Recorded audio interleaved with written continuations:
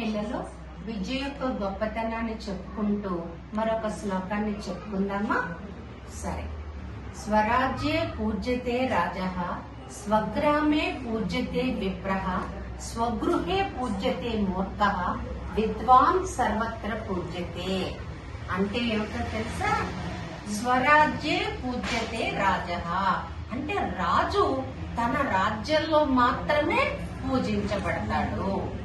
తర్వాత పక్క దేశం వెళ్ళాడు అనుకోండి, పక్క దేశపు పౌరుడుగా మాత్రమే గుర్తించబడతాడు గాని అతను రాజుగా మాత్రం గుర్తించరు. అలాగే స్వగ్రామే పూజ్యతే విప్రః, విప్రుడు అంటే బ్రాహ్మణుడు. బ్రాహ్మణుడు తన గ్రామంలో మాత్రమే గౌరవించబడతాడు.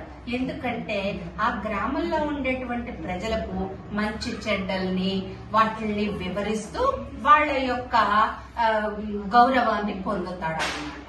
అలాగే స్వగృహే పూజ్యతే మూర్ఖః, మూర్ఖుడు అంటే చదువు సంధ్య లేనివాడు అన్నమాట. అలాంటి వాడు తన కుటుంబంలో మాత్రమే గౌరవించబడతాడు. ఎందుకంటే నాన్ననో అన్నయ్యనో బిడ్డనో ఆ ఇంట్లో మాత్రమే గౌరవించబడతాడు అన్నమాట. అదే విద్వాన్ సర్వత్ర పూజ్యతే అంటే విద్వాంసుడు అంటే బాగా చదువుకున్నవాడు ఎక్కడికి వెళ్ళినా ఏ దేశానికి వెళ్ళినా సరే గౌరవించబడతాడు.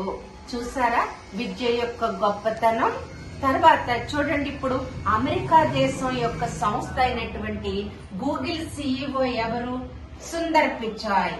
తర్వాత మైక్రోసాఫ్ట్ అధినేత ఎవరు? సత్యా నాదెళ్ల.